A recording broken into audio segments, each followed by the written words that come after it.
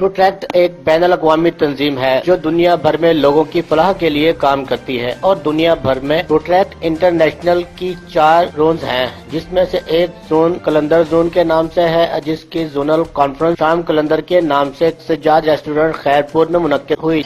Host जो भी role play किया, जो मुझे यहाँ पे इज्जत अफजाई दी गई एज अ होस्ट, शामिल कलंदर रोटरी क्लब ऑफ खैरपुर की जो एफर्ट्स थी, जो उनकी मेहनत थी, मुझे नजर आई और इसमें मैंने बहुत ज़्यादा इंजॉय किया। मैंने, मेरी टीम ने, मैं प्रेसिडेंट हूँ रोटरी क्लब नौश नाइट राइडर की और मैं यहाँ पर एज अ गेस्ट आई और मुझे यहाँ पर बहुत ज़्यादा मेहमान नवाजी देखने को मिली। तो उम्मीद करती हूँ कि इंशाल्लाह इसी तरीके से खैरपुर के लोग टैलेंट अपना दिखाते रहेंगे और हम जैसों को इसमें इन्वॉल्व करते रहेंगे। शुक्रिया। यहाँ पे मैसेज में यहाँ पे ऐड करने की बात होती है कि रोटरी इस प्लेटफॉर्म से इस टाइप के इवेंट्स जो भी होते हैं वहाँ पे हमें चाहिए कि यूथ को चाहिए कि अटेंड करें, do work with passion through the platform of rotary.